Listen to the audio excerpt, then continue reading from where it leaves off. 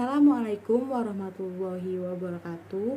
Perkenalkan, nama saya Intan Dewi Masitah dengan NIM 21109133320017 dari Prodi Keperawatan Fakultas Kedokteran Universitas Lambung Mangkurat. Di sini saya akan menjelaskan dan mengembangkan tesis yang saya ambil dengan judul Pengaruh Obesitas Terhadap Penyakit Diabetes Mellitus. Semua orang pasti tahu dengan dua penyakit, obesitas dan diabetes mellitus ini. Ya, obesitas atau yang sering kita kenal dengan kelebihan berat badan adalah ketidakseimbangan konsumsi dan pengeluaran energi yang bersifat eksogenetis dan endogenis.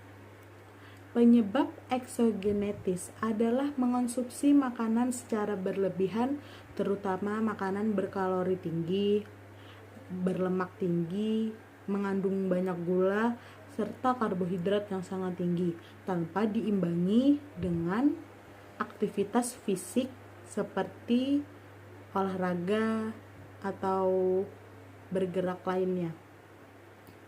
Obesitas ditandai dengan peningkatan total lemak tubuh, yaitu apabila kelebihan berat badan 20% untuk pria dan lebih dari 25% pada wanita karena lemak. Sedangkan diabetes mellitus adalah penyakit di mana keadaan hiperglikemia kronik disertai berbagai metabolik akibat gangguan hormonal yang menimbulkan komplikasi lainnya. Penyakit diabetes mellitus yang timbul pada usia muda dan dewasa umumnya terjadi bersamaan dengan kejadian obesitas. Kemudian, hubungan obesitas dengan diabetes mellitus.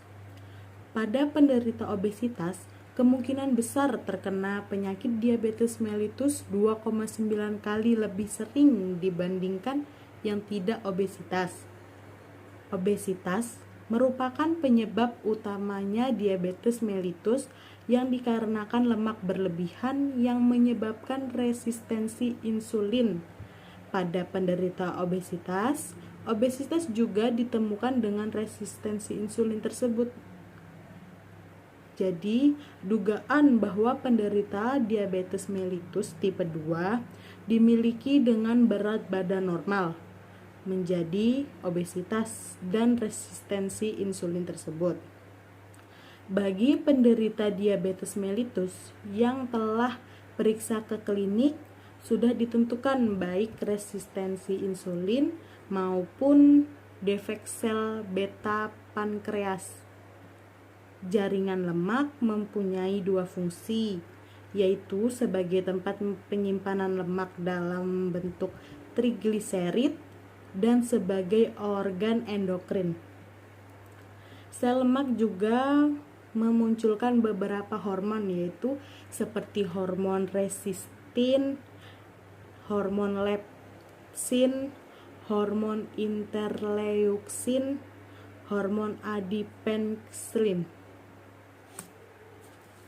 Kemudian, hormon yang mempengaruhi terjadinya resistensi insulin. Yang pertama, perannya asam lemak bebas. Pada orang gemuk dan orang terkena diabetes mellitus, selalu ditemukan kadar asam lemak bebas yang tinggi. Meningkatnya asam lemak bebas ini akibat pemecahan proses lipolisis di jaringan lemak. Yang kedua yaitu otot. Ini berkaitan juga dengan peningkatan asam lemak bebas dalam darah. Kemudian diikuti dengan pengambilan asam bebas tersebut oleh jaringan otot. Dan seharusnya pada keadaan normal ataupun menggunakan glukosa untuk menghilangkan energi. Yang ketiga yaitu hati. Hati ini akan menampung sebagian besar asam lemak dan menjadi bahan untuk proses gluconeogenesis. dan meningkatnya gluconeogenesis, glukosa plasma akan meningkat dan proses hiperglikemi. Kemudian yang keempat yaitu pankreas.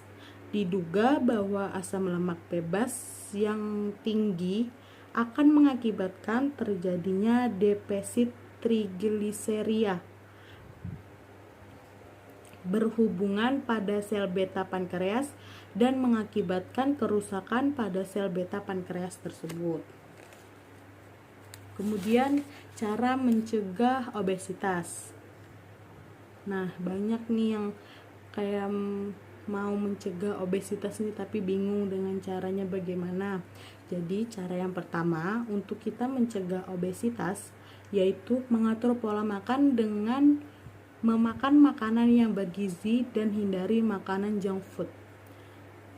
Yaitu artinya harus menerapkan makanan 4 sehat 5 sempurna agar seimbang. Makanan itu ada karbohidrat, ada proteinnya, ada lemak, ada sayur mayur, dan ada juga buah dan serat. Tapi dalam keadaan yang seimbang, artinya tidak melebihi standar yang WHO berikan. Yang kedua yaitu melakukan pemeriksaan rutin di general check up. Jadi bagi yang memiliki keturunan obesitas, maksudnya memiliki nenek dan kakek yang berat badannya berlebih maupun kedua orang tuanya yang memiliki berat badan berlebih, dianjurkan untuk sering konsultasi ke rumah sakit karena tidak kemungkinan atau kemungkinan besar faktor obesitas tersebut bisa menurun ke generasi selanjutnya. Yang ketiga yaitu membatasi penggunaan gadget dengan resiko melakukan aktivitas fisik. Jadi banyak orang yang terpaku dengan penggunaan gadget. Jadi mereka malas untuk melakukan kegiatan-kegiatan fisik. Contohnya seperti menyapu, mencuci piring, seperti itu. Yang keempat yaitu mengkonsumsi makanan dengan gizi seimbang. Ya seperti tadi. Jadi makan karbohidrat dengan komposisi 3% harus diseimbangi juga dengan protein, lemak, buah-buahan, sayur mayur 3%, misalnya seperti itu. Jadi semuanya seimbang, tidak misalnya karbohidratnya 25%, lemaknya 15%, sayur mayurnya 10%, buah-buahnya tidak ada, atau proteinnya tidak ada, itu tidak seimbang namanya. Kemudian cara kita untuk mencegah diabetes mellitus yaitu mempertahankan berat badan ideal. Nah, banyak nih yang bingung berat badan ideal saya ini sebenarnya berapa sih? Kayak gitu. Jadi ada cara kita untuk menghitung berat badan ideal dengan rumus untuk pria tinggi badan dikurang 100 dan dikurang tinggi badan dikurang 100 dikali 10%. Dan untuk wanita tinggi badan dikurang 100 dikurang tinggi badan dikurang 100 dikali 15%. Nah, nanti hasilnya kita tahu berat badan ideal kita berapa. Kemudian rutin beraktivitas fisik 30 menit setiap hari. Jadi gara-gara pandemi semua kegiatan kita lakukan dari rumah, baik perkuliahan maupun kerja kita lakukan dari rumah semua, mengakibatkan mobilisasi pergerakan kita semakin sempit. Seperti kalau misalnya kita perkuliahan offline, kita dari parkiran menuju ke kelas juga sudah melakukan aktivitas fisik. Kemudian di kelas kita mendapatkan jadwal piket seperti menyapu, mengepel, membuang sampah juga termasuk sudah aktivitas fisik maupun sekecil itu saja. Kemudian kelola stres. Ya, ini sangat penting yaitu mencegah stres. Kita dapat menghilangkan stres itu dengan cara terapkan pola hidup sehat lagi. Nah, di mana-mana memang harus menerapkan pola hidup sehat karena pola hidup sehat itu sangat banyak manfaatnya. Kemudian lakukan aktivitas yang menyenangkan. Terus yang ketiga, hindari menggunakan tembakau dan mengonsumsi alkohol. Ini termasuk faktor utama di mana penderita diabetes mellitus yang merokok memiliki tekanan darah tinggi sehingga mereka sulit mengendalikan pengeluaran dan beresiko lebih besar menderita komplikasi seperti kebutaan contohnya, gangguan saraf, gagal ginjal, bahkan terserang penyakit jantung.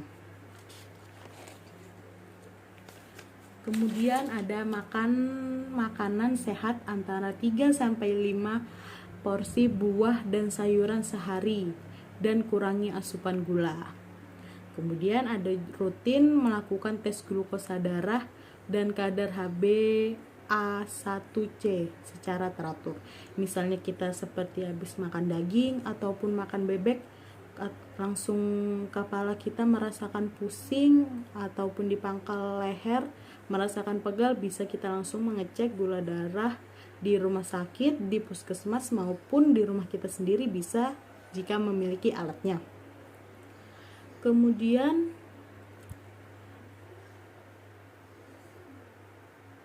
resiko yang didapatkan dari orang yang terkena obesitas, yaitu yang pertama tadi pasti diabetes mellitus.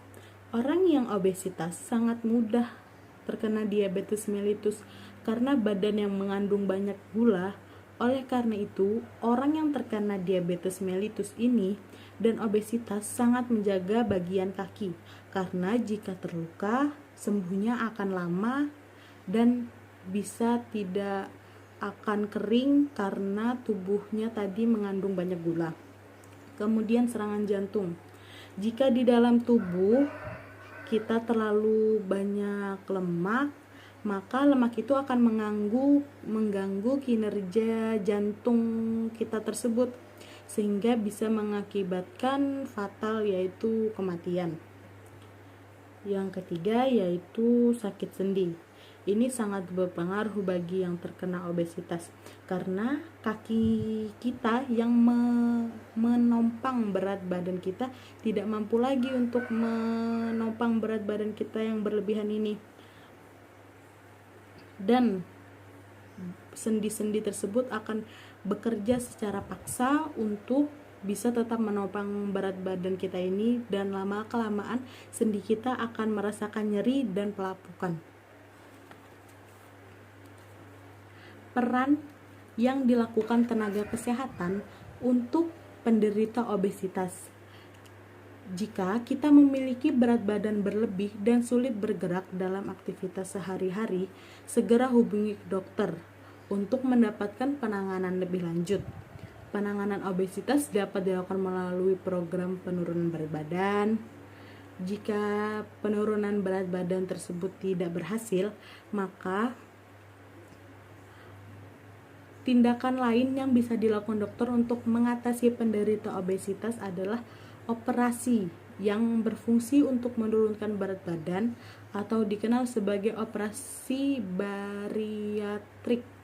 Operasi ini akan membuat perubahan dalam sistem pencernaan sehingga membatasi asupan makanan sehingga menurunkan penyerapan kalori. Operasi bariatrik ini baru dapat dilaksanakan jika penderita sudah menjalani metode penurunan berat badan namun tidak berhasil, serta mengalami obesitas ekstrim dengan nilai IMT di atas 40 atau nilai IMT di atas 35 dengan penyerta misalnya hipertensi ataupun diabetes. Jadi standar nilai IMT yang ditetapkan oleh WHO itu 23 sampai 28. Mungkin itu saja yang dapat saya sampaikan. Apabila ada salah kata, mohon dimaafkan. Terima kasih.